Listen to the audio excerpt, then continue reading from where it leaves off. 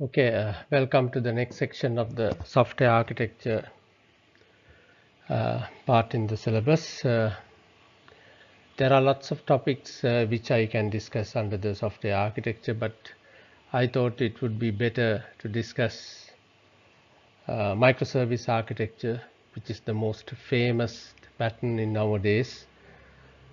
People discuss, and also people who are trying to use the microservices whenever they develop the new software.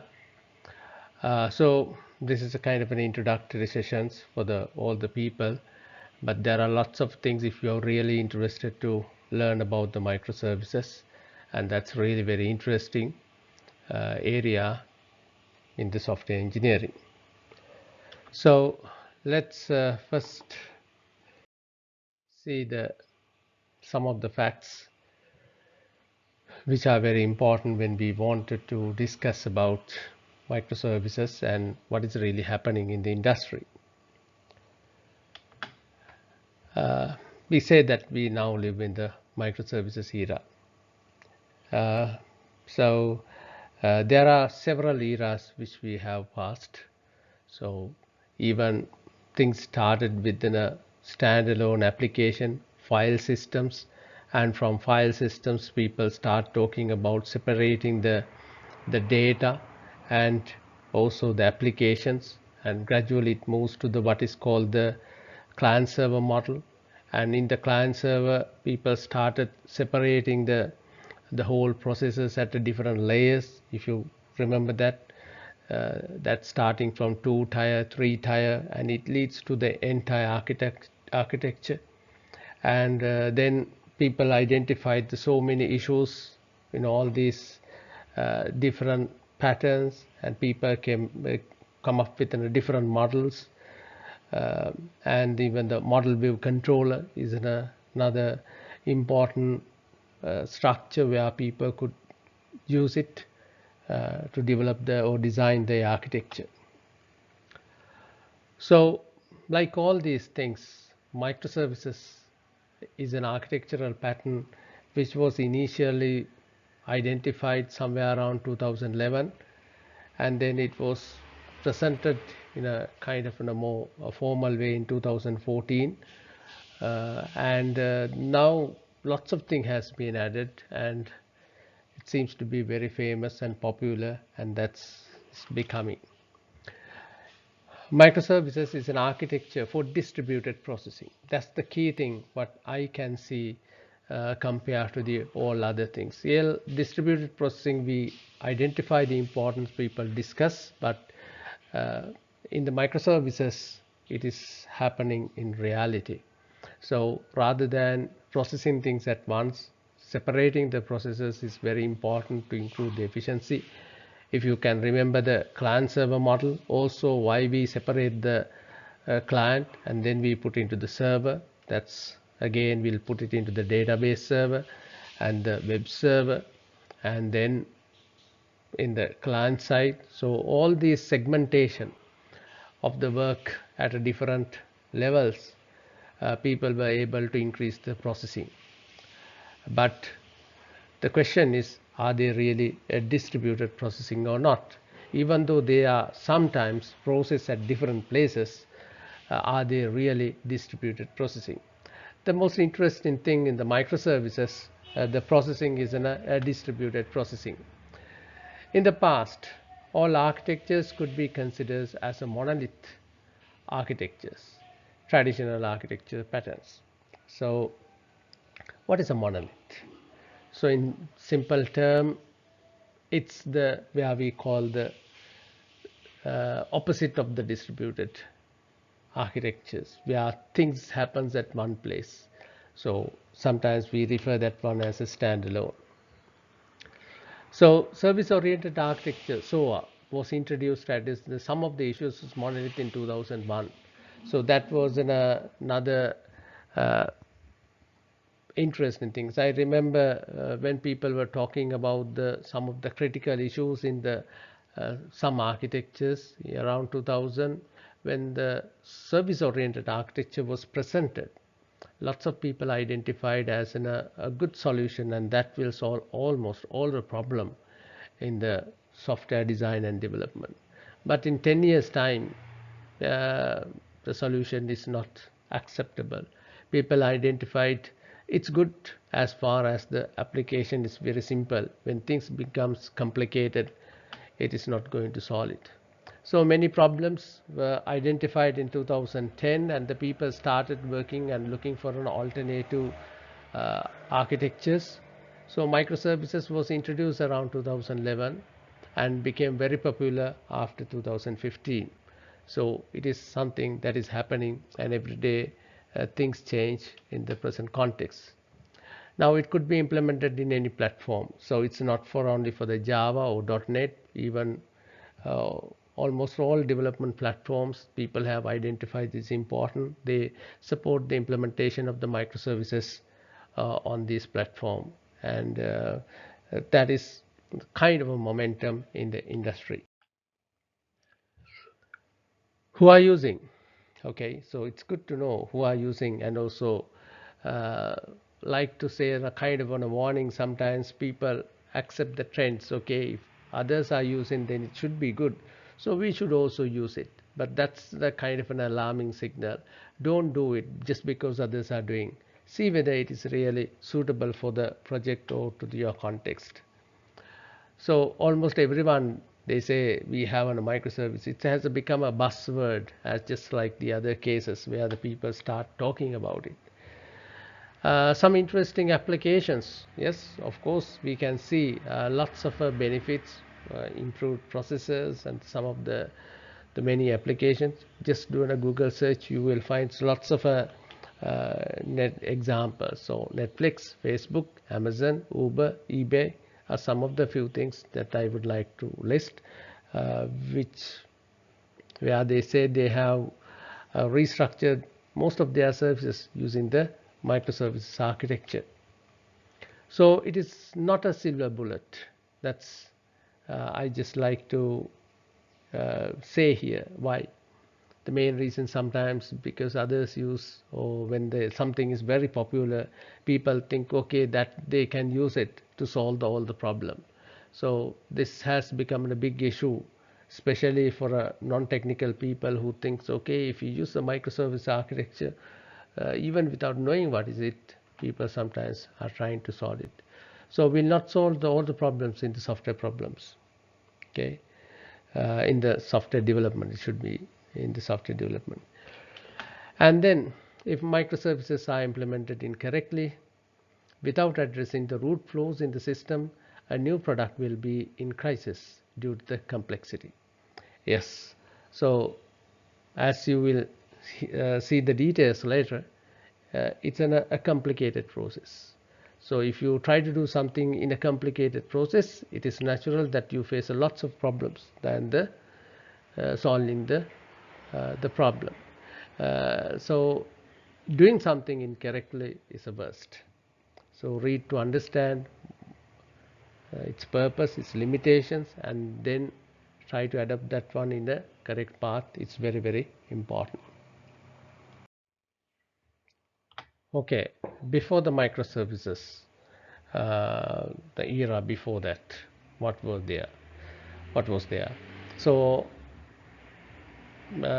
architectures didn't directly support the distributed processing. I said the microservices are more on the distributed, it's promote the distributed processing, and it's based on the distributed processing.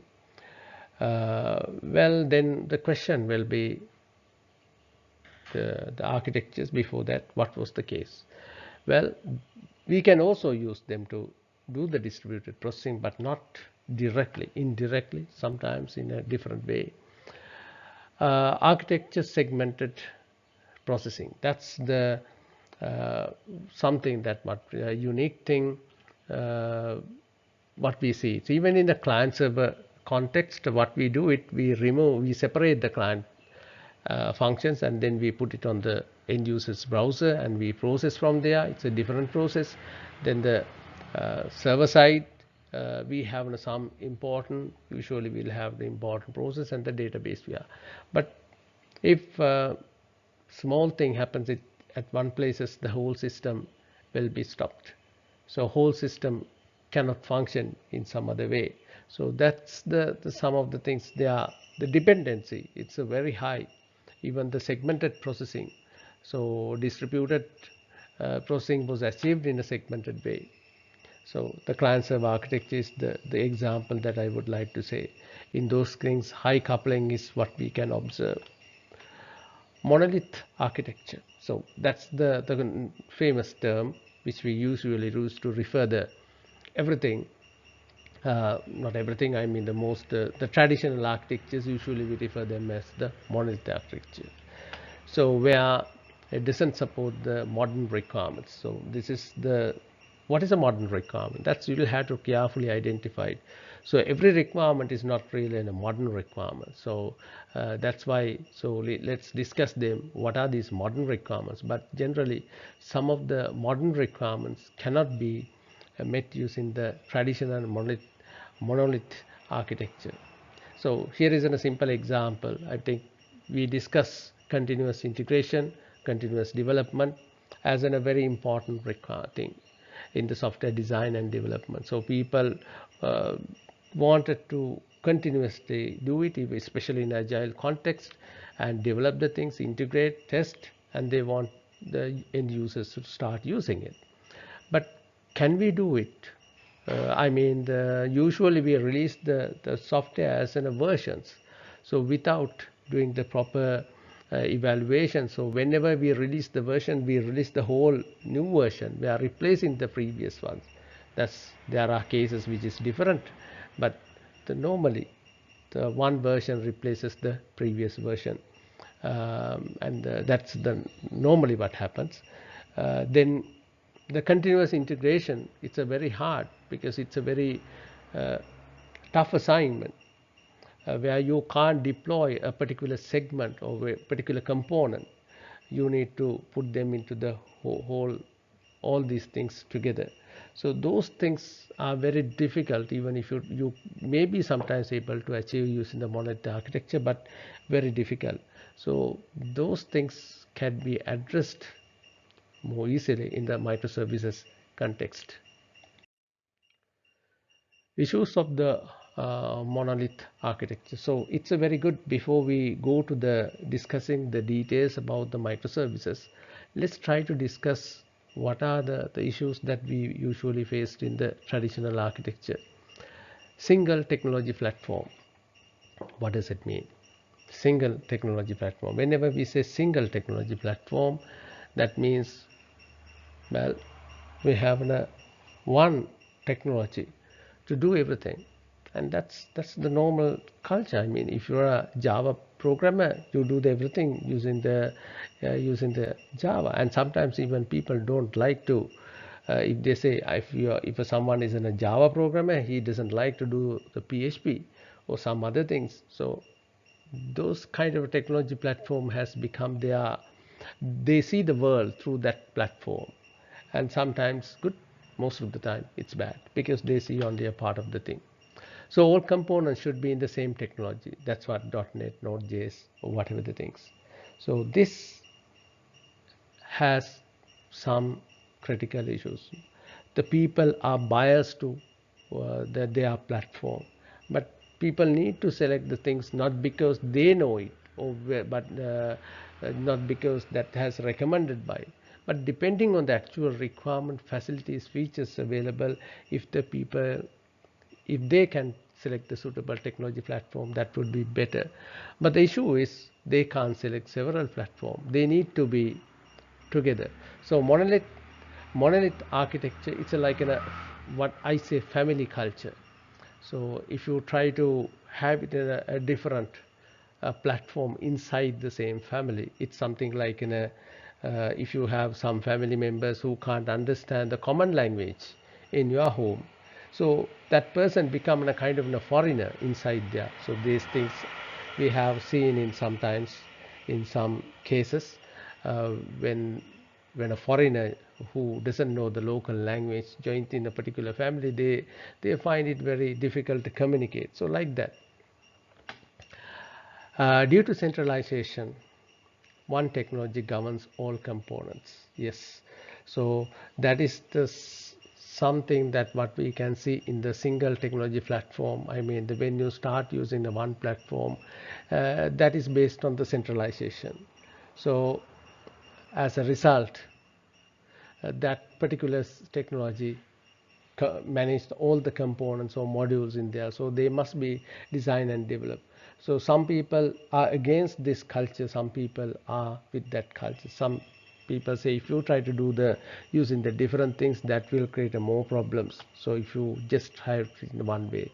So there is a very important concepts comes into microservice architecture, later we'll discuss, which is known as a decentralization governance or microservices solves this issue. Uh, Different components in the different platforms.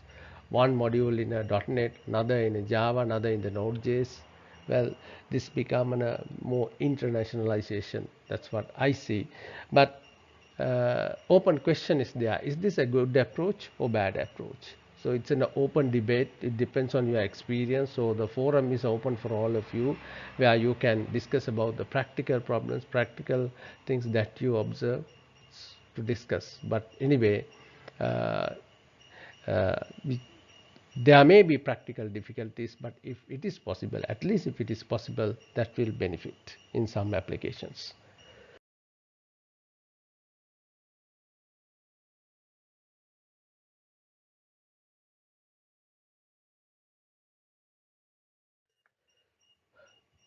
History before 2010 in the software architecture. So things are changing.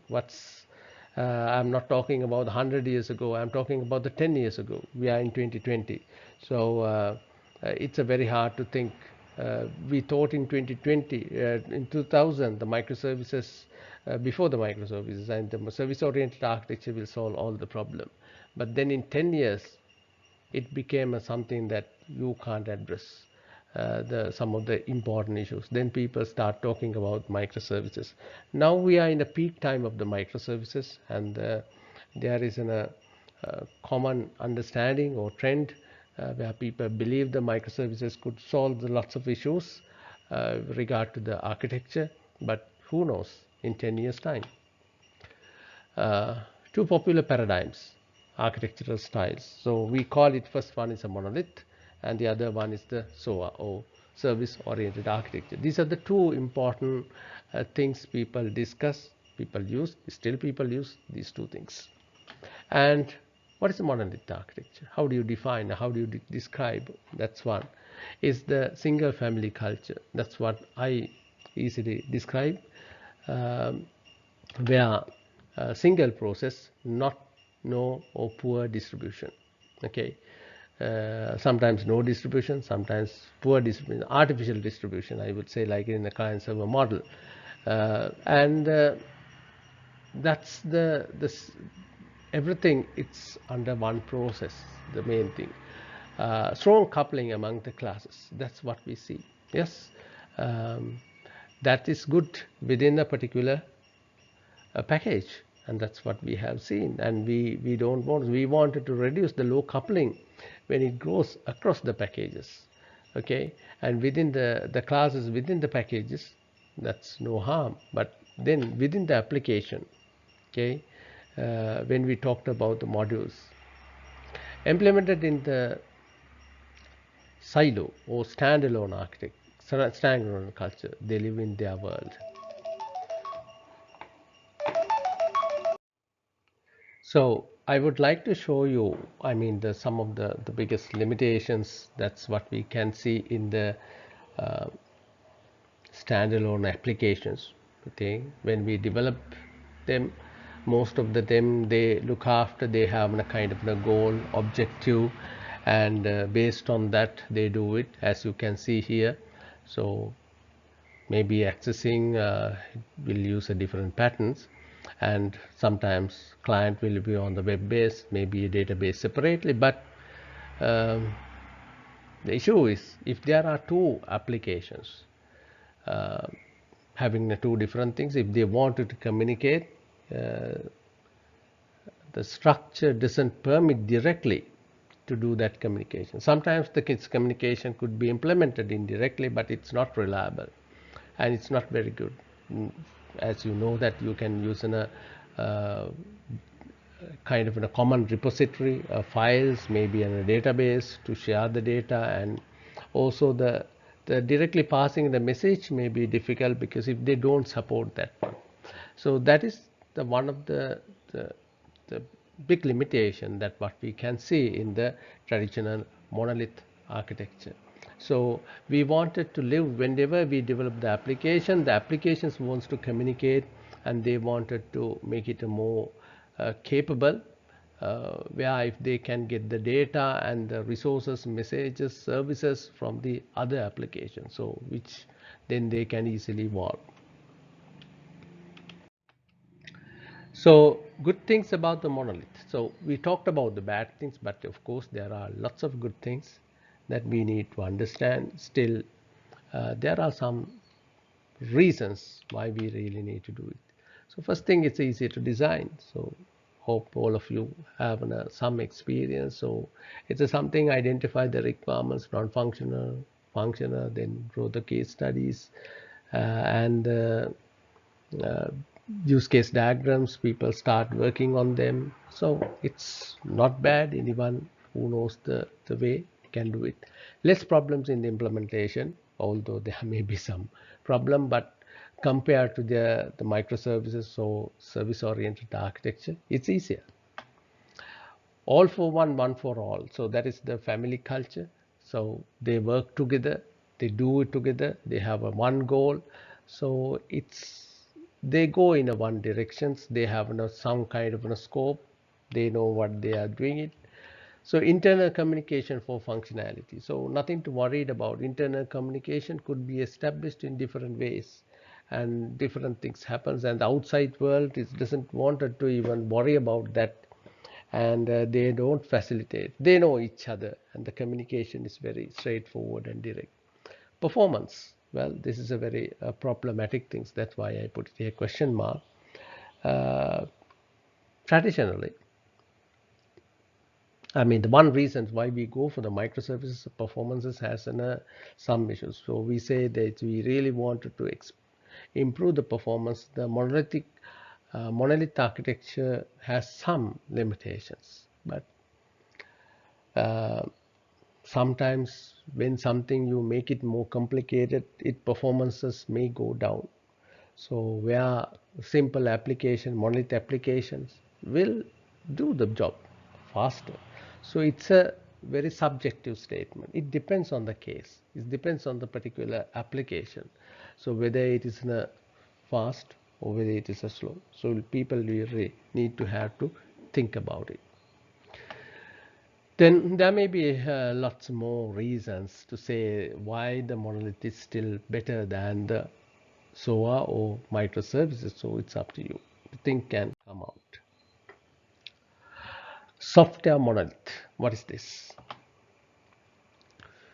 One build and the deployment unit. Yes, that's there. So that's the whole thing. We develop at once one code base. So it has the version controls. People may have a different modules. People may use a versioning management, but the code base, it's for the whole project. There will be a one code base, one technology stack. Okay, so Linux, JVM, Tomcat libraries. People are not mixing, so they know their language, they know their culture. So that's based on that. So there are benefits. So lots of benefits, as I mentioned earlier. One is a simple mental model for developers, so people can understand. The team knows the culture and they know. One unit of access for coding, building, and deploying. Simple scaling model for operations. Just run multiple copies behind a load balancer. So the scaling means what? I mean, the scaling vary depending on the operations, depending on the different requests as comes. So monolith also could, based on those scaling requirement, they can do it. So for example, if there is no more load is coming, they can replicate or they can double it by having another copy where another process. So and also load could be balanced using different ways. So monolith architecture, if you really looked at, this is what you see. So you have the interface which will be based on the technology, different technologies, but application will have all these components. You separate the data and the processing, so the database is separately. So you will see this thing where monolithic application can be successful, but increasingly people are feeling frustration with them, especially as more applications are being deployed to the cloud. Okay, so we are heading for a cloud culture.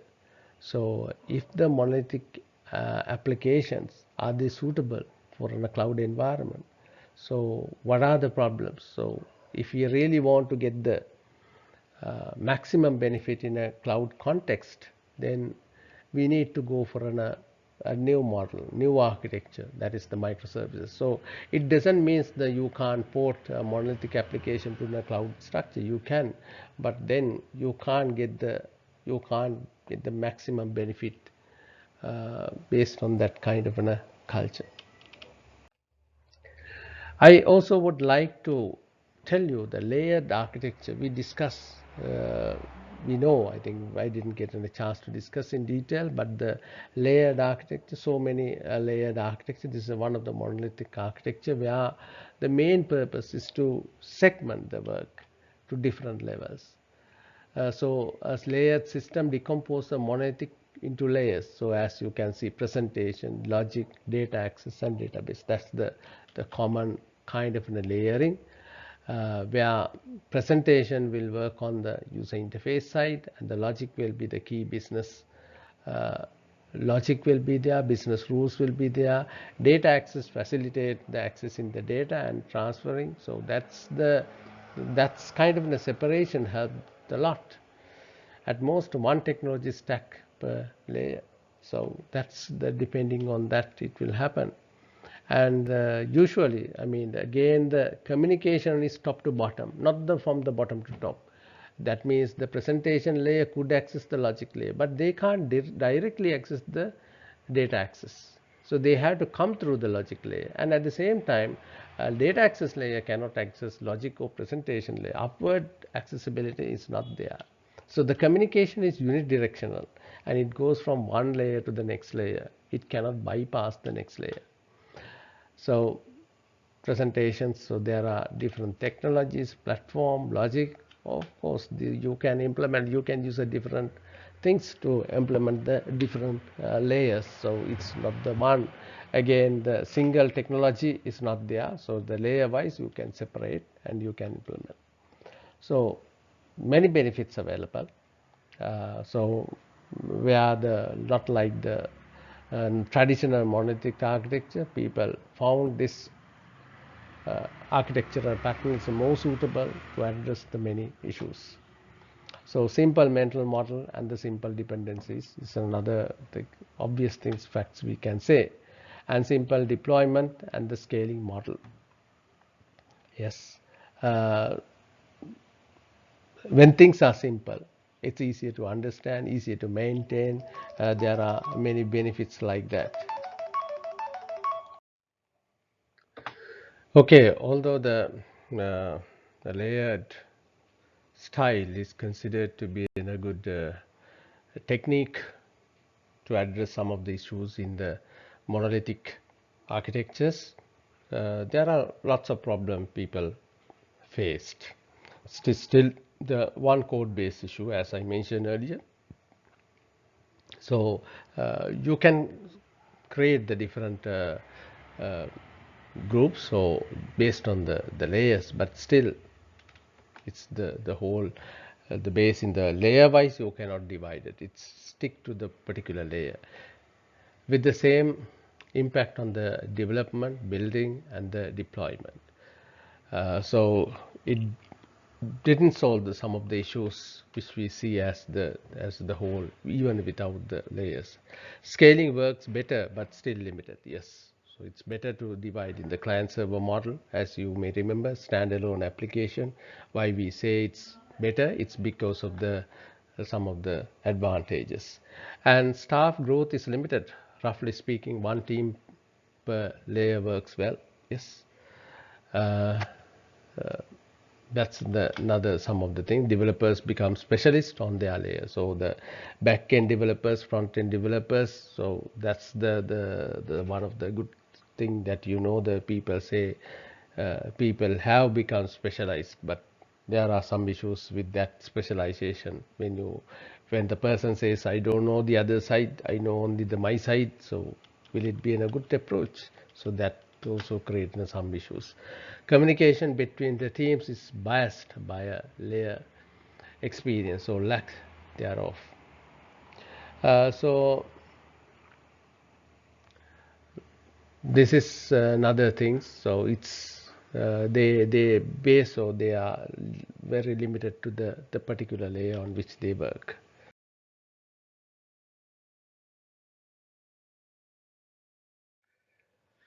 So this picture probably will give a good idea. The culture that was before the microservices, the service-oriented architecture was introduced to address some of the issues what we observe in the layered approach. So here again you see several layers, but it's based on the services this came. So business services was identified. Then there this message bus, which is the problematic layer, which I'll discuss same. Then the application infrastructure service, enterprise services were talked about. Then there are two important things: process uh, choreographer and the service orchestra. So it's something like as you may know, in the musical show you have a kind of a person who is controlling all the musicians, and if he misses the track, if one person is not obeying him, it creates a kind of an issue. uh, choreo Choreographer, it's something like in a dancing team, where they don't have a person to control, but they have a good understanding. So both these things are very important to have a good performance. So the performance goes down if people are not cooperating, if people are not following the instructions. So it's a tough process.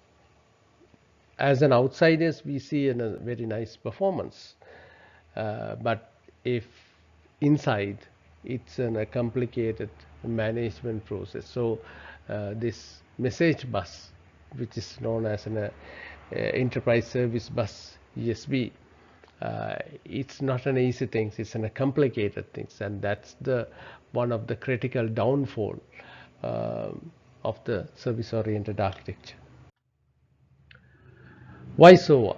It's the people ask. It started in 1998. It's a kind of a distributed architecture, kind of a distributed. It's not. I don't want to say it's in a total distributed architecture. As you can see, it's a distributed because they can communicate through the services. Apps provide the services to other applications. Yes, that's the main thing what we see it. So the communication was established, not like in the monolithic one, we didn't see any communication. So integration of the applications was possible because of that. Services are described using the metadata of their functionalities. So that is how this communication was established through the services.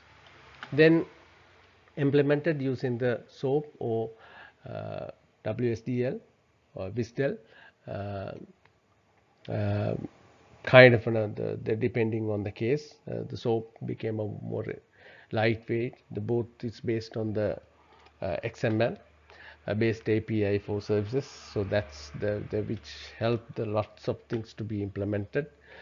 So implemented with the ESP, Enterprise Service Bus, as I showed you earlier. So it was SOA was able to implement because of that. So channel for communicating the services, very critical, very important in order to function this application in a under separate processes in the different locations.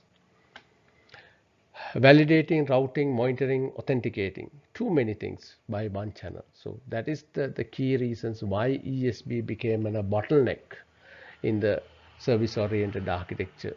So ESB started trying to do all these things, and that's the kind of thing that affected very badly for the all these things. So process of the service oriented architecture, you can see, so the two things, it's communicating but sharing the data and functionality, and the polyglot between services. Okay, what is this? So more explanations are there under the microservices. I don't know whether I will have all the time to explain these things, but my personal view on the polyglot, it's the multilingual. So if, for example, if you know both the Sinhala and Tamil, so wherever you go in this country, you can communicate the people directly. You don't need a translator. So that's an advantage and a value. So you do the same thing using a different thing.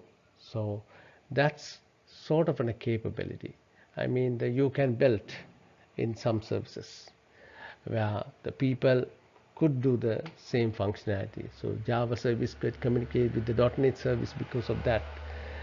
So it's the multilingual capability you bring with some services could be integrated. So this gave a big advantage. So it's I took the real world example. It's not directly fit into that. You may have to read a lot if you don't know. But this interoperability could be addressed using this approach to some extent. And that's also became a very popular approach even in the microservices. So I also started addressing that one to some extent. Problems with the monolith. So what are these things? Unique technology for the platform. Unique technology. So one technology, that's the main thing. If different components could benefit from the different technologies, that's a kind of a benefit, but monolith doesn't support it. Some component is Node.js, others are not .NET or Java, so it's not possible.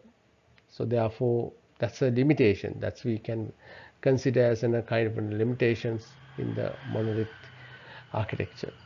Inflexible deployment. Why I say inflexible deployment? Monolith deploy whole application, no new version or replaces. So that's the problem. Deploy only a part, update only one component. Okay, that's also something and a kind of a requirement we have it. There is ways to do that one even in other things, but direct support is there. So inflexible deployment is some sort of a big problem that people observe in a monolith architecture. Changes in one component results testing whole app.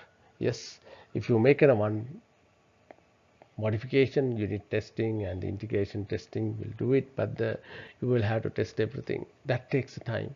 So even the refactoring we talked about lots, but the refactoring will lead to the total testing the whole application, because we don't know how this will affect to another thing in the whole code base. So that's why we say it takes time. I mean, the modification may be very simple, but when the testing and everything is tested, it takes a significant amount of time. So inflexible deployment. Resource management. Yes, resource management is a tough exercise within the family. Yes, with the monolith, CPU, RAM cannot be allocated with respect to the components. Okay, so all are equal within the family. So you have to give the share for the other people, equal share, otherwise there will be lots of issues. But the demand vary from person to person depending on the type of job they do it. Increase performance, some components need more resources, yes, but architecture doesn't support that one. Architecture consider all the components in the on the same level. So the family concepts, the round robin, I think if you have done the operating system, you may have learned the people will have to wait for their turn. And the resource management, it's very democratic, but then you can't get the maximum benefit out of that. Large and complex code base, yes, code is increasing, and all the modification, all maintenance, some are legacy things are there, people can't overcome, difficult to make changes, things affects others, yes, always this is a kind of an issue. So if you are going to make the changes, you'll have to think about testing cannot detect all issues, so always there are limitations. So sometimes you discover the bugs at a later stage, difficult to maintain, and that will lead to obsolete. The legacy is also linked.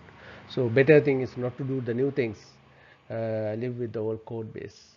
And if the job is done, so don't think about the new requirements, we just keep on doing it. That becomes the kind of a culture.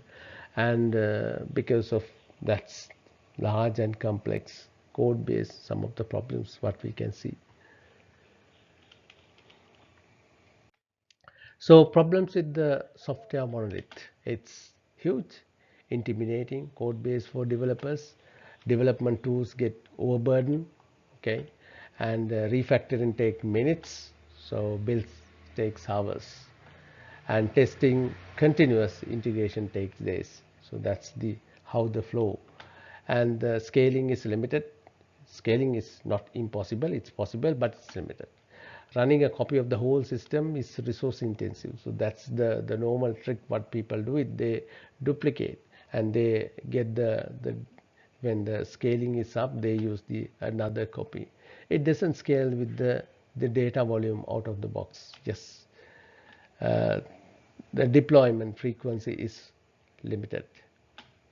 Redeploying means halting the whole systems. Yes, that's also kind of a problem. Redeployments will fail and increase the perceived risk of the deployment. Kind of a practical problem the people face in the monolithic culture or the architecture. Continuing the problems, area of consideration, web systems built collaboratively by several deployment teams and with traffic load, and that requires a horizontal scaling, load balancing across multiple copies of the systems, okay. And then observation is such a system are often built as a monolith or layered systems. That's these are the problems that we observed before 2010, and the people wanted to overcome with them. So not layered, not SOA, both had some issues. So the complicated, expensive ESCB is the main issue. The people observe, people thought SOA will solve the problem, but then this ESP, which had to do many things to maintain the service. So at one stage, there is no big difference with the service-oriented architecture, where the people could do the same thing using the other. So it's doing everything. Implementation is hard, expensive and complicated, difficult to maintain. So inadequate tools for quick testing and manual, forced to manual way. That's also a kind of a big downfall for the SOA. So not enough tools, okay, and no automation means big problem in a large scale thing. Quickly need to test and do this forced to manual way.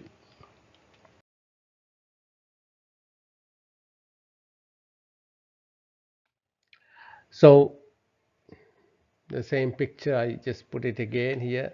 So where things become more complicated, problems with the service oriented architecture, lots of things. So I put those things since I'm not going to talk about separately on the this time, because last time I had in a separate lecture. But let's try to focus more on the microservices. But I hope that you understand the issues. The main issue is this message bus, where managing this becomes in a very harder. Even people have mechanisms, orchestrations, and the choreographer kind of techniques, but it was trying to do all the things.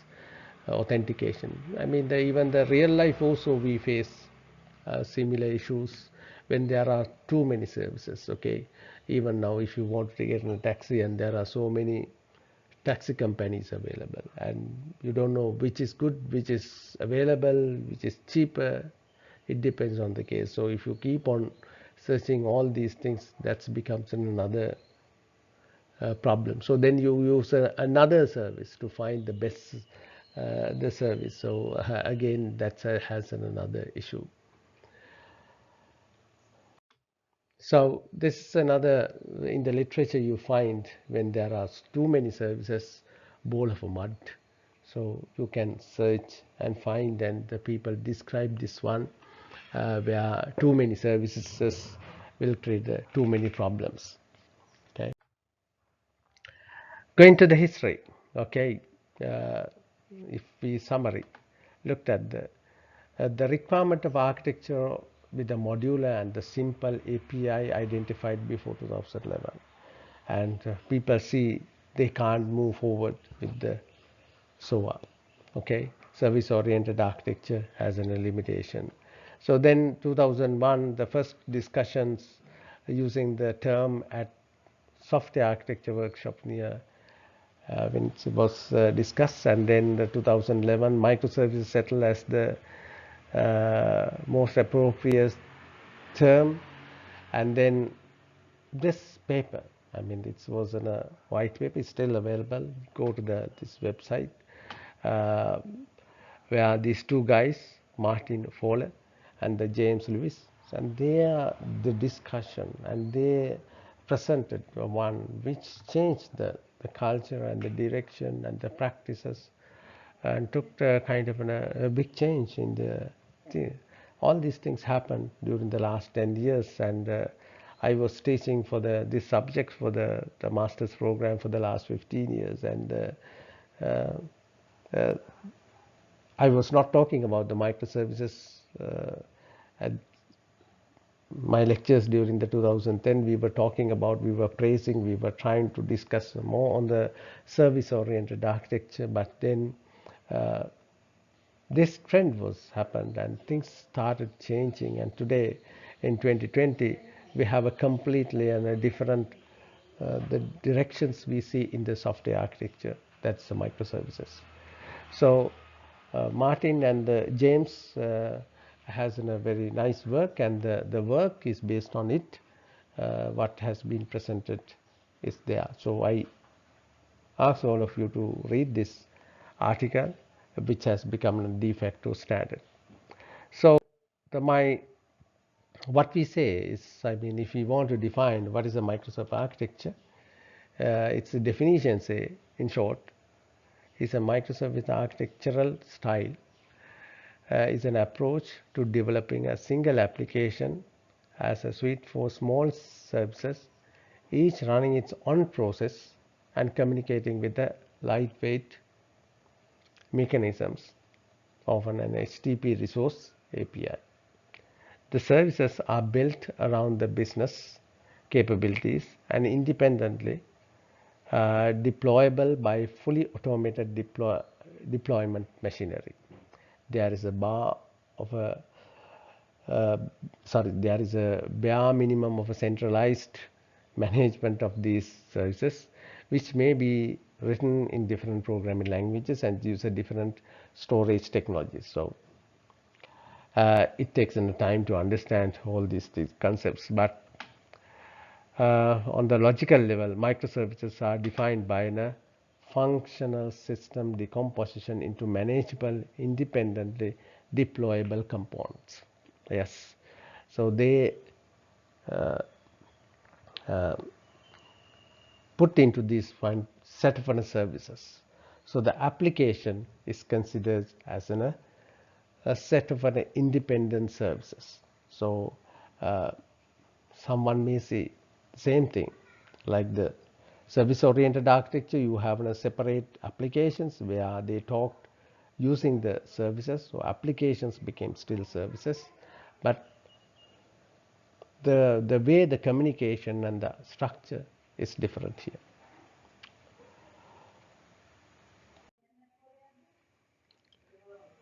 When the microservices are proposed, there are 9 guidelines or kind of features uh, discussed as an important thing or that will be addressed through the microservices architecture. So it's a very important to go through these them. The first one is known as componentizations versus services. The second one is the organized around business capabilities. Then products, not projects. Smart endpoints and the dumb pipes. Decentralized governance, decentralized data management, infrastructure automation, design for failures, finally evolutionary design.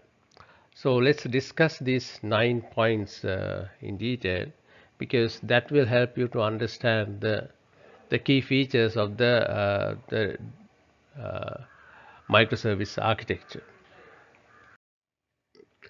If we look at the overall big picture of these two architectures, what we can see, as you can see on the monolith architecture based system, which is shown on the uh, left side, where all the main components are implemented in the as a one system, but there are several interfaces which are attached to them, and also interfaces to access the data. On the other hand, what you can see, it's the microservices based architecture, where, as you can see here, um, the different components which are connected through different services as in communication links, and then communicate on that one. So that is the how, when you visualized these two structures, that is what you will see here. So technically, if we looked at these two things, monolithic applications put all its functionality into single process. So that's, you can see this small component indicates the different components, and it's the one application. This is the boundary, where the microservice architecture puts each element of the functionality into a separate service. So here is the, like in a separate application, so each separate services.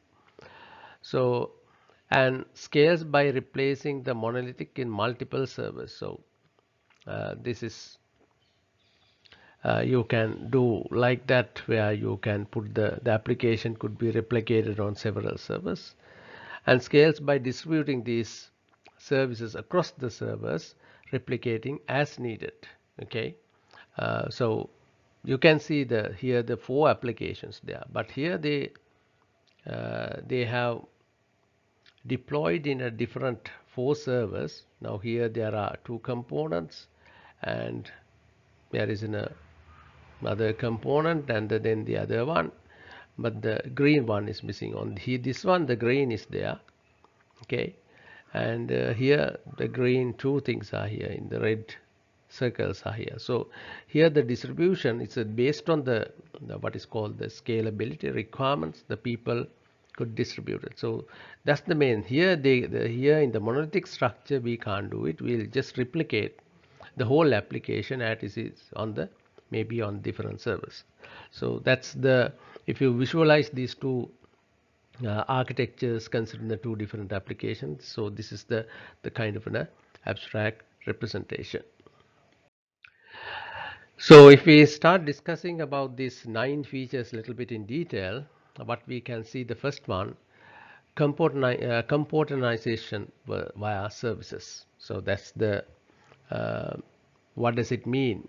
So if we carefully looked at, as you know, that the modular design is one of the the common promoted approach. What we do it whenever we design, we segment the whole application into different modules, okay, or components, and then we'll try to implement these components separately and build a kind of a communication, and the application will be the set of those components. Okay. So software is a collection of the components. That's what we see is in a high level way. So different techniques people can use. Components is independently replaceable and upgradable. Yes, that is the way we do it in a this component when we develop. They are independently replaceable and upgradable. Yes, it's possible. And then the modularity is implemented usually using the libraries. So yeah, hope everyone will have some sort of an experience. We include import within the process.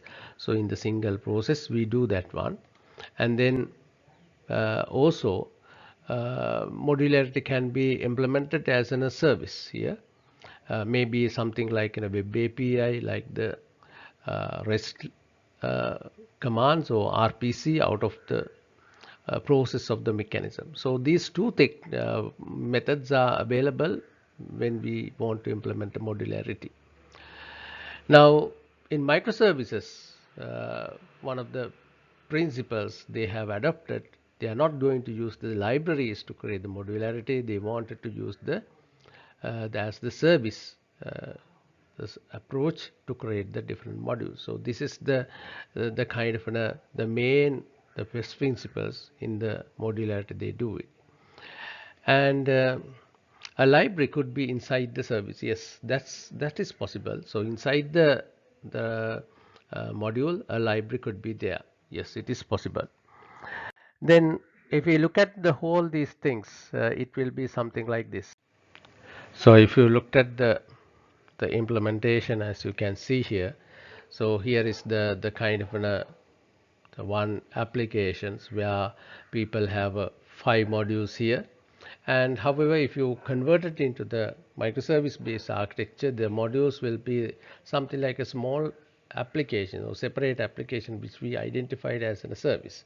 So these services could communicate using the available network structure. So within the service, of course, the people could use the libraries to create. That's quite okay. So then when you have this kind of a structure, so any modification to any of these services, if there will be definitely a kind of a clear API attached to these applications. They communicate, and even if some modification is done to one component, so people will usually have to test the communication and how the calls for the services, whether they work or not.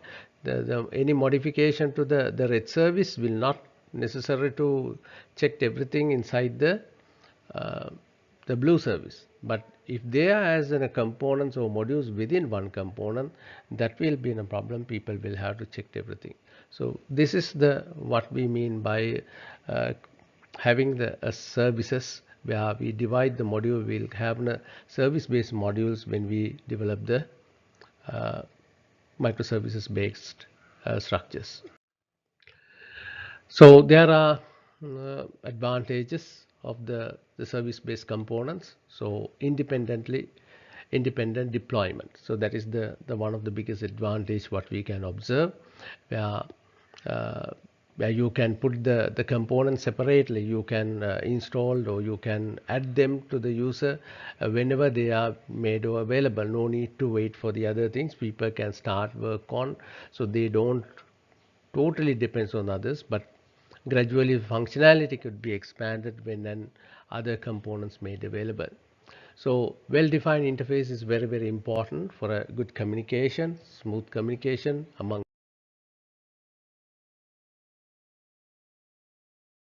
them.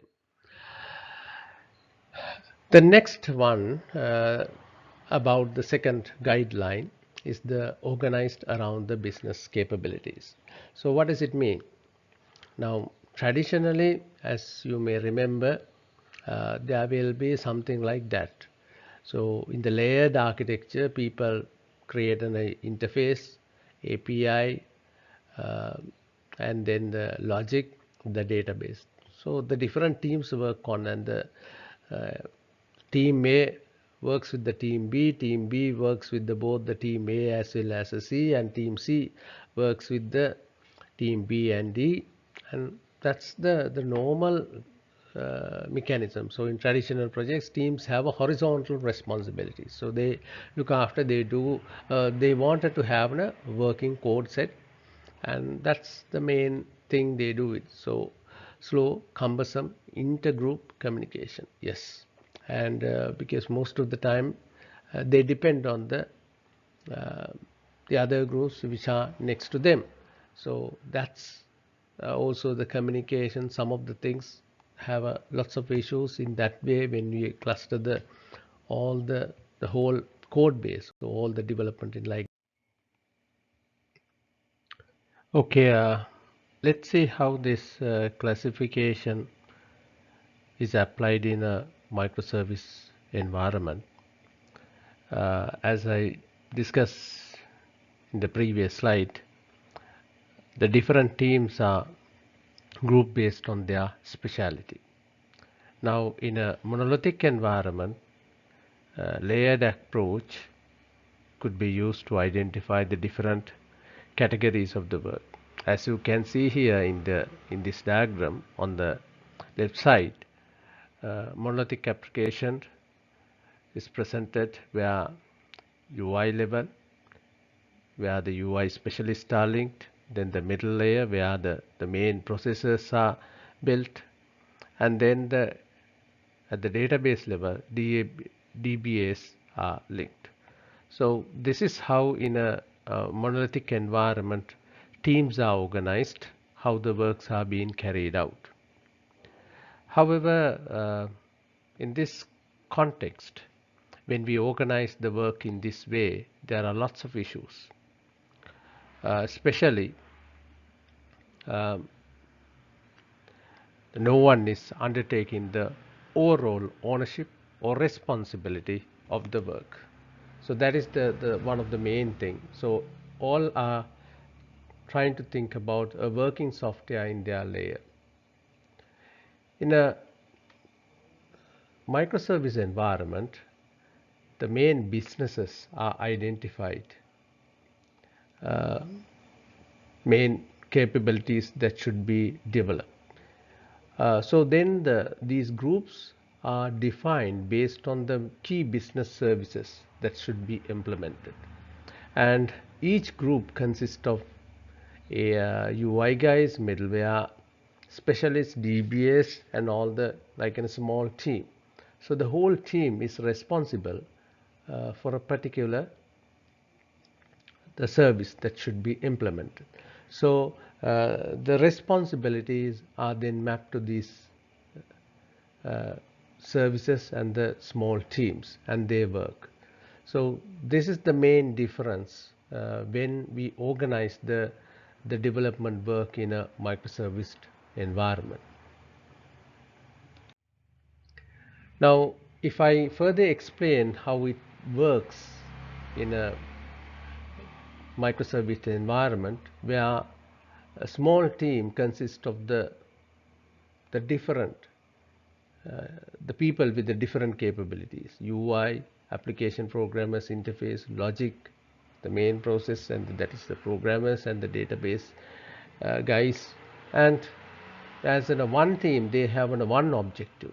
They work from based on that particular thing. So handles a well-defined business capability or the function. So they know what they will have to deliver. They have to undertake the total responsibility with respect to that.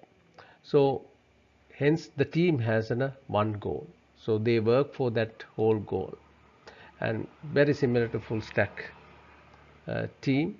This and the immediate benefit of this way of organizing the work is the faster development, and they are given the full responsibility, and they should get the service up and running.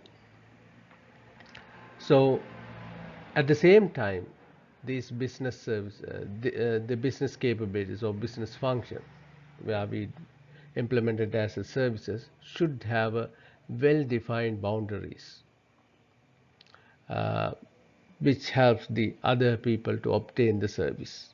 Okay, so that is another requirement. So these boundaries are related to the business capabilities of that particular service. Moving to the next guideline or the feature, it's known as a products, not projects. What does it mean? Traditionally, as you know, things are carried out as a projects.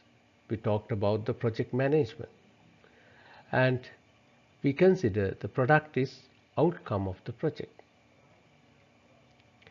and our emphasis is on the projects, and then we believe the product will be the outcome through that thing.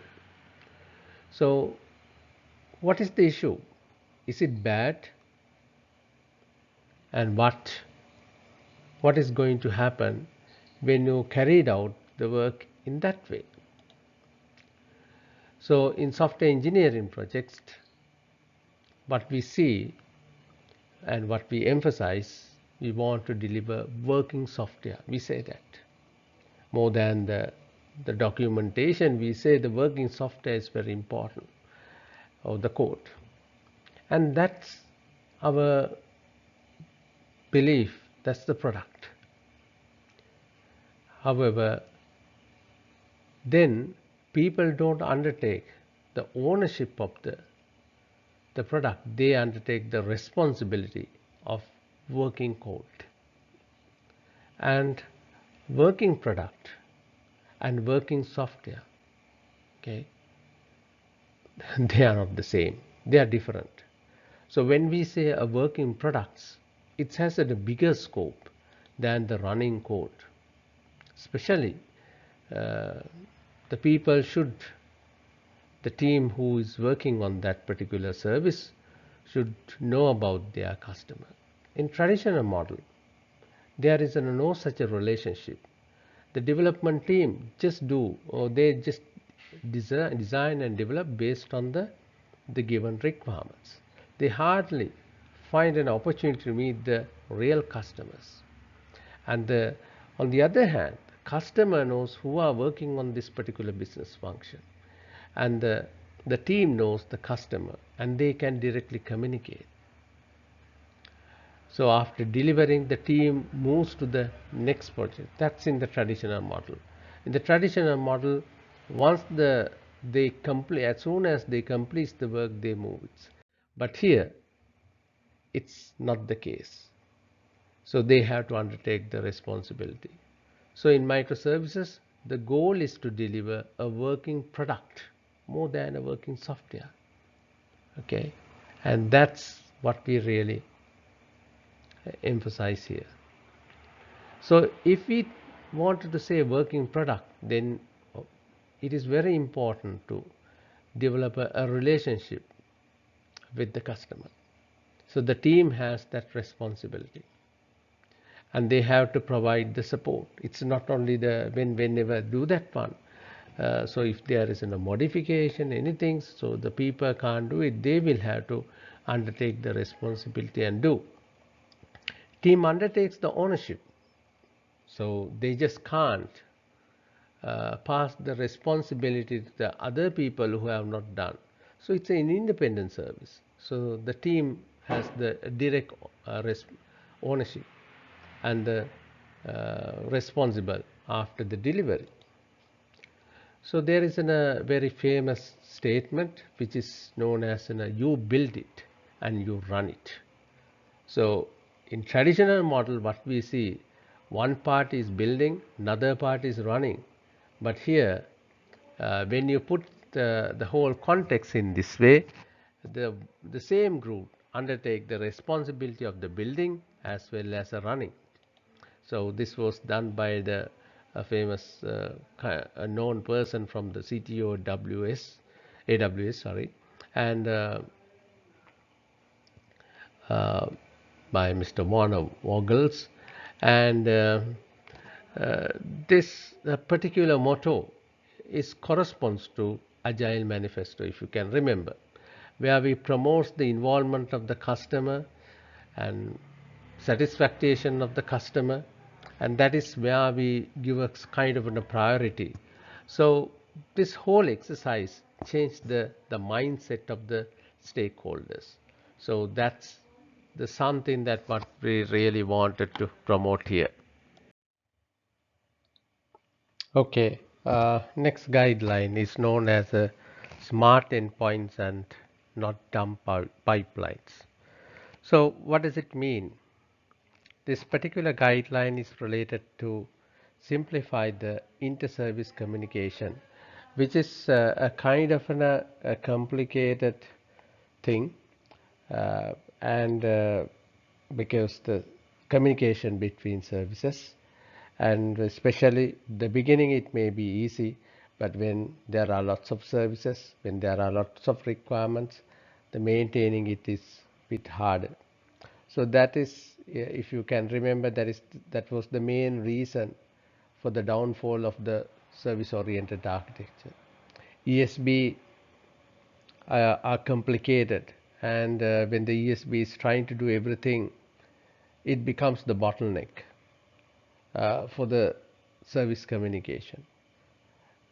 The same thing for the other protocols such as the WS star. So in the microservices, we don't want to see happening the same thing. So what people have talked, dumb pipes means here simple protocol. So if we wanted to simplify something, uh, keep it simple from very beginning and don't let it to be complicated at all. So here, to make it simple, the people are using a simple protocol. So what is the most simplest protocol is the HTTP. So here they propose to consider REST API as the most suitable API. There are some other proposed ones, but considering the nature and the simple communication structure, REST API is the commonly considered a protocol API which is available for the communication between two services. So if we visually looked at here, every service has implements the interface API for the service communication, and they directly communicate with the other services. That's how things are implemented. However, there is the common there are the common and there are several issues related to this service communication. The first thing, the question is whether the direct connection between services, is it good? Well, it is good if there are a less number of services, but in reality, if there are so many services, there will be different set of communication, and it becomes very harder. And keeping track of all services is also big overhead for them, and implementing where this services is available, it's harder. So the people have an alternative proposals to minimize that issue. One is known as a discovery service, other one are known as a gateways, where the people do not want to, not the people here, the services do not want to physically maintain the relevant APIs. So they can go through the one of them, something like a discovery service or gateways to identify. According to literature, the people say gateways are sometimes better than the discovery services.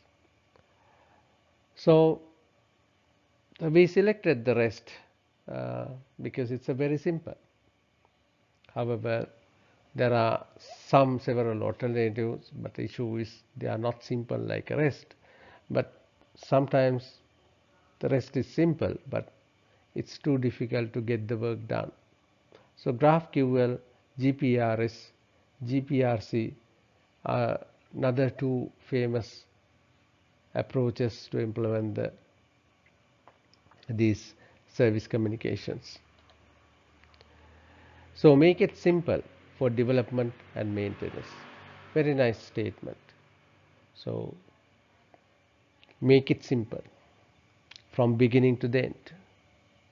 So if that is being practiced, so that can be easily practiced if you have a very manageable set of codes, smallest code, it's much more easier, and development as well as maintenance. So simple logic and easy code. Okay.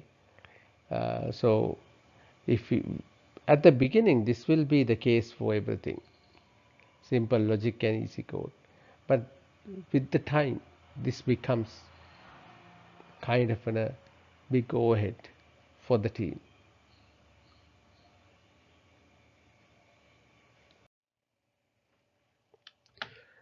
Decentralized governance, that is the next guideline, the fifth one.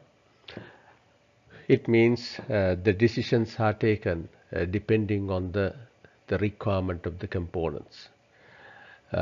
In general, in a monolithic environment, decisions are considered considering the whole system, not with respect to the separate components. For example, if the system requires a database, uh, there will be only one database, so one platform, and that will be for all the components in the application. However, different components may have a different sets of requirement, and sometimes it will be easy if those components could be developed using different platforms. That cannot be done in a monolithic environment. In a microservices environment, that's a level of a freedom is granted. This is what we call the decentralized governance. So the team who is responsible for developing the respective service can take the decisions depending on the specific requirement. So we call this one as a take optimal technical decisions, and at the same time the team should undertake the responsibility. So they have a freedom here under decentralized governance to select the right tool for the job. And because of this nature, the loosely coupled communication is possible to implement. Uh, so, in other words, uh, there won't be much effect on the other components or the services. So, whatever the modification done on a one service will not have a direct effect on the other services. So internal organization of the code, internal development uh, will be independent. So loose coupling could be easily practiced in a microservice environment where the component-based services are implemented. Implementing the same thing using different platforms. I mentioned this polyglot concepts earlier. So that is another thing where the different services will be able to access the communicate and have the same thing. So this is also is possible because of the uh, providing the same service but using the different platform technology.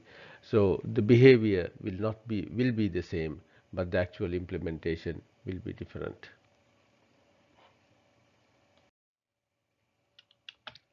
The sixth guideline is known as the decentralized data management. This is very controversial proposal guideline because some authors do not recommend this one. I have seen in the literature the main reason having a separate databases or having uh, separate databases within separate platforms depending on the requirements of the services or component. Uh, in microservices, each service has their database. Why? What is the main reason for this? So the main reason is then the service could be very independent and the service could be easily implemented depending on the requirement. And the service will not depend on the other services. So it is possible, but that will also lead to many different issues. So the main issue is the inconsistencies that would occur among these databases. Most of the time, the database is segmented uh, on a uh, vertical nature and putting the different data. So in that case, some data will have to replicate in these databases. The biggest issue is due to a particular transaction. If data is changed, if the same data has appeared in a different databases, it should be all these data should be updated. Otherwise, there will be inconsistencies, and the service will be not correct, not accurate. So it will definitely affect the reliability of these services if the data is not consistent, if the data is not up to date.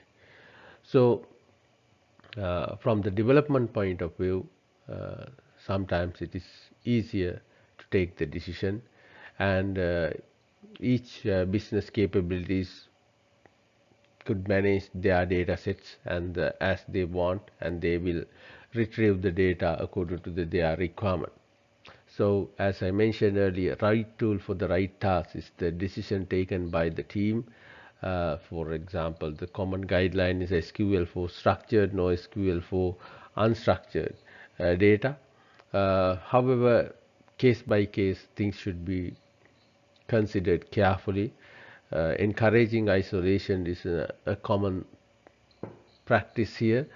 However, it's up to the team and up to the overall uh, uh, the decision taken how they are going to manage these databases. So sometimes there is no direct mechanisms if the different components or services are using different platforms for the databases or different database management systems.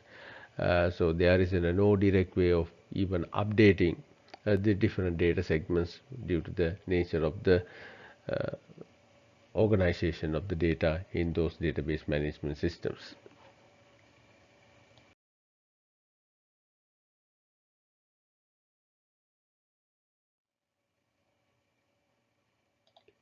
So the seventh guideline is known as the infrastructure automation.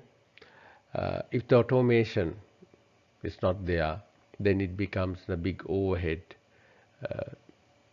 during the management of the service. The main reason is it will be very hard to manually manage some of the things. So tools and automation are very important for the success of the paradigm. This is another reason for another reason affected badly for the service-oriented architecture. Uh, and automated testing and automated deployment are the two important things what we consider in the infrastructure automation. So the main objective here having those automation tools is to maintain a short deployment cycle, so people may come with the different services could be implemented at a different time points without affecting the other services. Those things could be deployed or updated, so only the relevant services will be updated, not the other thing.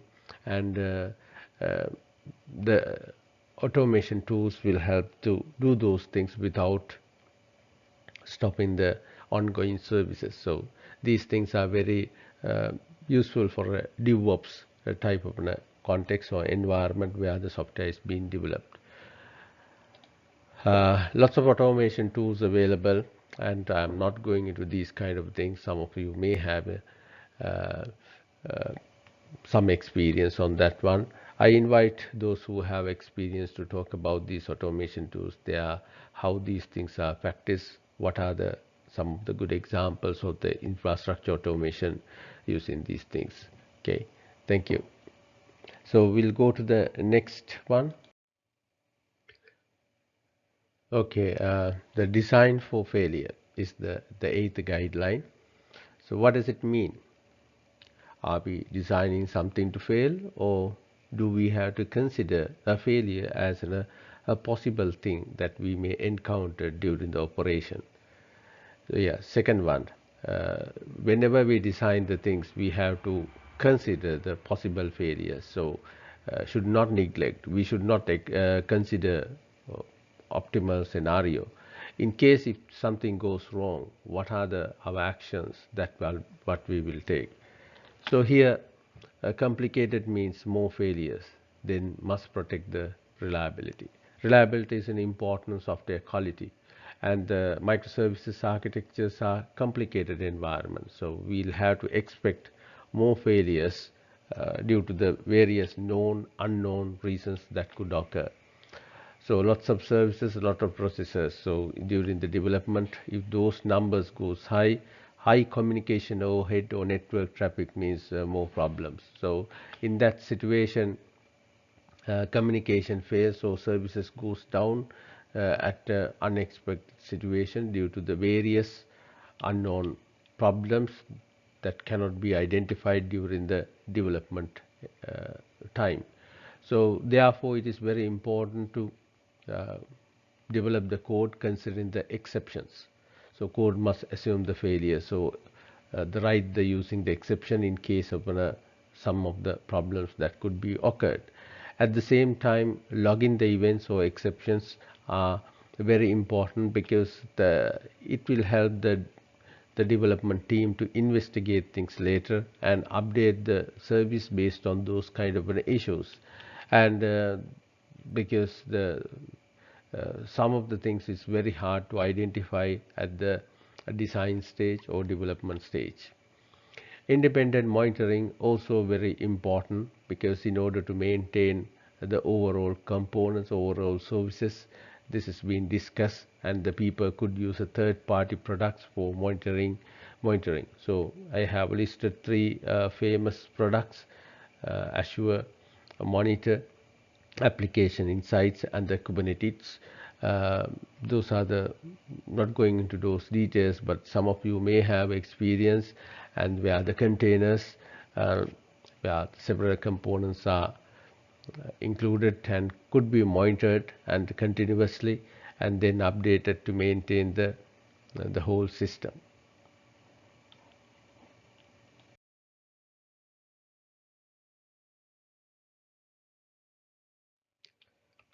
The last guideline is known as evolutionary design, where the move to the microservices should be gradual. Sometimes people take the quick decisions when they have many problems, and the people think the microservices is a kind of a silver bullet. By doing that one, they can solve all the problems. By doing that, there will be so many new sets of problems. It's good if people can take the design decisions gradually. So taking the system gradually, integrated this service oriented architecture, uh, microservice oriented architecture uh, to a particular segments, and then try to expand the systems to the other part. So no need to break everything all parts into services. So this is evolution, looking at the case by cases and trying to take the microservices as a kind of a new components when the people develop, or segment it at a high level. So start small, expand to other parts is in a kind of a metaphor people consider in the evolutionary design when they wanted to integrate this type of new architecture. And however, monolithic microservices are two different architectures, but the interesting things, some parts of the whole system could uh, work as in a microservices based on the microservices architectures, where the other part on a monolithic. So, however, having two different set of architectures is not recommended in my case. because the people may face lots of issues, lots of conflicts. However, it's up to the team. The team should carefully look at having a very overall guidelines. It's not recommended here, but finally the decision is up to the team. So we have so far discussed 9 guidelines which are proposed for the microservices, but it is very important to understand these guidelines are not mandatory instructions whenever we want to implement the microservices. Adopt what works for you. That's the kind of a normal approach people follow. Depending on the case, the team has the freedom. Some guidelines are problematic in some projects, yes. So case by case things should be decided, and things are changing, nothing permanent. So Microsoft microservices architecture, as you see, it's something started during the last 10 years, and now it is very popular. And there may be some unknown issues the people may come up, and the new architectures could be proposed, new practices, model things happen. So the people have to be in touch with what is really happening in the industry. So these are not proven concepts. Everything is up to the people, and the people also could contribute. That's the good thing.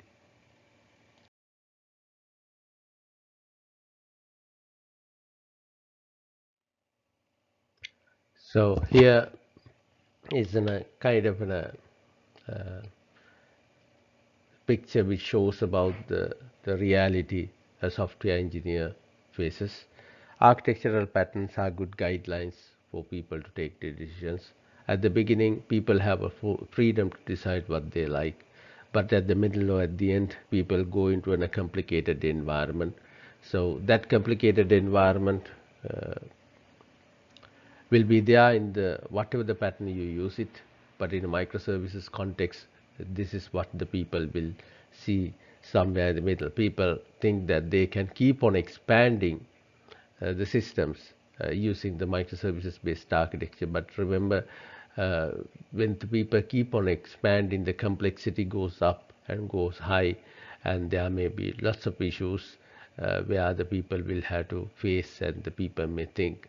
So as you can see, sometimes ladders goes into nowhere, and people may need to uh, get down from one ladder and walk to another ladder to go to the other service. So there is no direct communication, no issues. So that's the kind of the reality. So problem with the architectural patterns. So this is a very famous statement. Yesterday's best practice is tomorrow's anti-pattern. So that means nothing is perfect. What is known as a perfect practices or good practices may be bad practices tomorrow, because we don't know. So we will discuss about the anti-patterns in detail under the design patterns section, but important advice is we need to take the decisions having a better understanding, and inadvertently built architectures to solve outdated problems. That is what is the people say at the end. Uh, in the real context, we need to understand what is the real context. Uh, that's the business context, and where better, cheaper, faster. Those are the uh, kind of dimensions on which we'll have to work. So when we say the better, it means the resilient technology choice. That's what we mean. Cheaper, test effort, cost maintaining, faster, change, deployment, execution. However, as we observe, there are conflicting situations with respect to these 3 dimensions. So that's common for the microservice environment or architectural context. Trends in the software development, it's very important to understand. Microservices is proposed within these trends, what we call the five trends I understand as a platform as a service, especially in the cloud-based environment. This service concept has become a part of the thing that must be adopted. Autonomous teams, so the teams could work. As you can see in the Microsoft context, autonomous teams could be easily implemented. Continuous delivery, it's the what we really expect in order to speed up the process. Agile organizations, so self-organizing teams in other words, and reactive manifesto to make it more simple, and based on those things where things could be done. So it's very important to have a good understanding about these five trends in the software development, because you need to mix those things to take whenever you are taking the decisions. Whenever we talked about the service-based structure for the software architecture, availability is very critical. So um, sometimes the availability becomes a critical problem, and when there is, especially not at the very beginning, when there is a less number of requests are coming. So when there are large number of requests are coming for a service, it's very important to serve all these requests. So putting all these components into a container and managing as in a container is another approach people try out. So consider the availability as one of a critical, important, required uh, quality attributes in a microservice environment. Conway's law. This law was proposed into software engineering around 1967. I mean, no one has thought about this kind of an environment, but still it is really valid, and this is being discussed in the many places in the literature when the microservices architectures are discussed. For example, organizations which design systems are constrained to produce the design which are copies of the communication structures of these organizations. So most of the time, when we looked at the architecture, what we can see is the different sets of the communication structures that we can see in the organization. So that's the main reason why people start considering the use cases.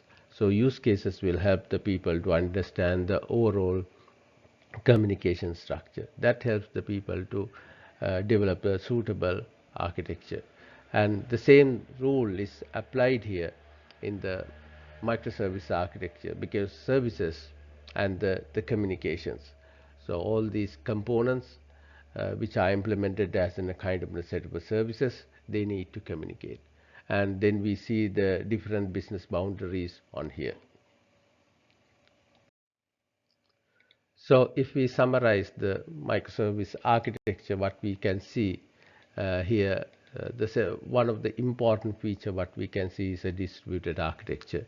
So it's a real distributed architecture. It's not some sort of architectural processing. The whole design is distributed and separately deployed components. So the people have the freedom. So different teams work on that. That is what is expected in the current context in the software development. Service components are the main uh, components that what we can see in the microservice architecture environment. Bounded context, all these components should have a very clear boundary. There should be a clear communication protocol. So what we call the APIs should be defined, and then uh, after that uh, the issues in one component will not be propagated to the others. So if there is any issues, the people could re-implement the component or the service. Service orchestration is a challenge in things still. Yes. So even the direct communication, what is known as the uh, smart endpoints and the dumb pipes. So the concepts is nice and the people have thought about, but some sort of orchestration is needed. So monitoring approach, as I mentioned earlier, is in a kind of a mechanism people practice for the orchestration.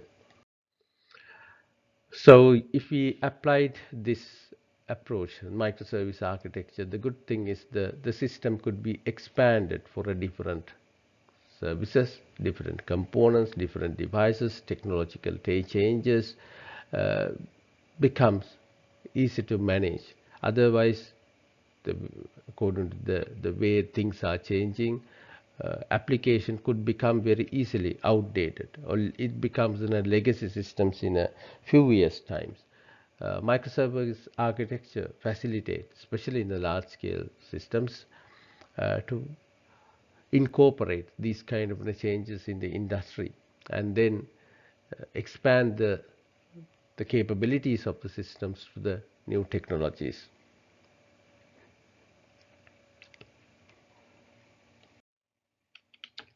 What is simple?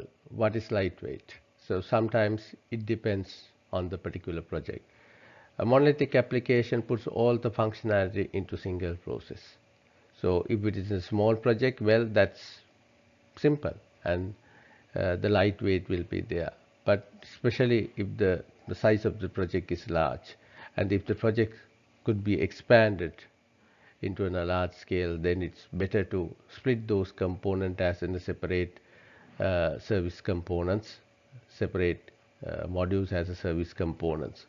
And yeah, I have seen sometimes people start as in a monolithic applications, but later when the things are growing, they gradually move into the microservice architecture. So maintaining the simple and lightweight, it's like the evolution of a family. A family may have some sort of people, but eventually it will be a set of families. So the main thing what we can see in the Microsoft service architecture is this distributed processors. So the service components not on the same processors. So therefore you can uh, allocate the different resources depending on the requirement. You can have an independent development, and then finally you have to integrate all these services to achieve the requirement. So in a monolithic environment that is within the particular systems, sometimes in order to speed up, the people could replicate the whole application in a different phases in order to increase the processing capability. But in a microservice architecture, things will be quite different depending on the requirements. The components could be replicated. Okay, so as you can see here, so then they achieve the same thing. But here, if they wanted to replicate, they will have to unnecessarily replicate the other components because of the way it becomes a more reliable approach to face the different challenges. The next one is known as language agnostic APIs and the decoupled services. So this is what is expected in reality. I mean, even in the society, diversity is something that we need to expect. The diversity is not a challenge. Diversity helps us to do the address the many issues. And the diversity means they don't speak the same language. They don't do the in the same way. Their behaviors will be different. But then it's very important to integrate all these things to get the work done. So here language agnostic describes the software development paradigm where a particular language is chosen because of its appropriateness for a particular task, taking into consideration all factors including the ecosystem, developer skill sets, performance, and not purely because of the skill set available within the development team. Most of the time people take the decisions based on what they know and what they can do it, not based on the real requirement. And sometimes people don't have a freedom to take the decision, even though they see the most appropriate environment for the particular component is different, because of this family concepts in the monolithic where they will have to have one language. So those things could be easily overcome in a microservice environment. Okay, size matters or not. Usually we think the size, well, in the software context, that is based on the lines of the codes. If it is big, it's strong, and it considers it's capable to handle whatever the things, whatever the unexpected issues that may come. But it is not the case all the ways. Small enough, I mean the metaphor here now, small enough to be handled by a single team, not feel good, big. So that's the team is big, but they are doing a very important business services. In the traditional context, we identify the modules considering the layered approach. We divided the things, and most of the time this layered approach is based on the technology which we can use for a different task. But here in the microservice context, we are using the vertical layering, not the horizontal layering. And that will help us to divide the things based on the business requirement.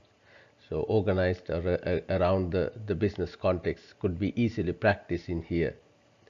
Model after the organization domains owned by the team, top to bottom, isolated from each other as much as possible. These are some of the good things if we can put into practice to have a stable development.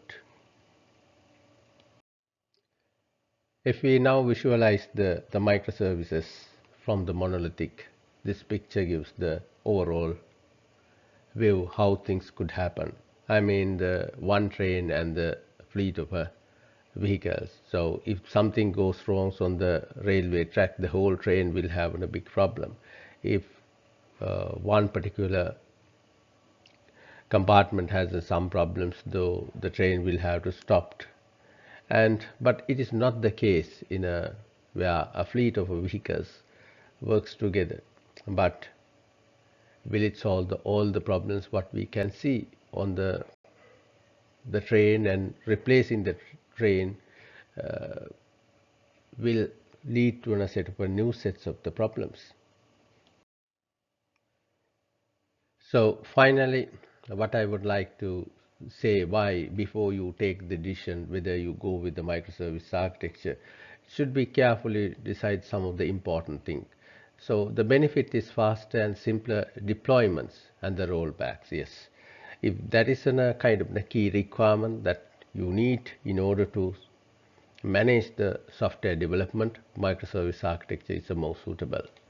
And independent speed of delivery by different teams. So rather than not depending on a one team, so you put the teams to work independently and coordinate all these teams to achieve the overall target. It's something that you can do. Right framework, tool, language for each domain. Most of the time, all the teams, when they work together, they have lots of discussions, conflicts, show issues where some people want to do or select a particular platform, particular development environment, different decisions where they can't take those decisions because that affects badly for the other work. And in the microservice architecture, those conflicts can be easily managed using the decentralized governance concepts what we discussed earlier, and then you have less problems in the development, and the people could independently take the responsibility and take the things forward. Great resiliency, greater resiliency. So, well, of course, that's the way how becomes the sustainability could be developed, and it becomes a more reliable. Well, at the same time, as I mentioned here, there may be lots of other issues that may affecting fault isolation. Okay, so the testing and the issues, those things comes here. Better scaling, as we talked about the vertical scaling and the vertical segmentation of the databases. There are two sides. Carefully you can think about the maximize the what is good. Microservice architecture puts each element of the functionality into separate service and scales by distributing these services across the servers and replicating as needed. And better availability. As I mentioned earlier, availability is a key thing in a large scale systems. For example, just assume with the Gmail, the email service which is available, which is required. Availability is a critical factor in some of the services, even all these social media. So microservice architecture will help in that such situations to manage those things, and having the different components providing similar services also will help the people to move and manage the availability. Yes, better availability if architected right. Yes, otherwise it will not be able to achieve. Finally, this is the great expectation, and but please keep in mind the kind of issues what we see in the road congestion is something that could occur, and the great expectation could lead to a big problem, a chaos situation like that if things are not properly managed. Okay, and again, still 100% we can't say the issues that we observe in the ESBs have been overcome because of the smart endpoints and the dump pipes. Management is required. Things becomes complicated. The way things are handled will be quite different. Yes, but still there are many issues that should be addressed in this context. Okay, yeah, can lead to chaos if not designed right. So my session on the microservices is a kind of an introductory session. There are lots of more things that you have to learn if you really want to practice. At the same time, I like to invite those who have an experience on the microservice architecture to share their experience, and also share the references. And there is a small assignment also I'll give it in order for you to understand the concept presented here in a more and also to refer some of the other resources. There are lots of resources if you search the web, and this has become a continuous learning activity of the people who are practicing or developing the software. Thank you.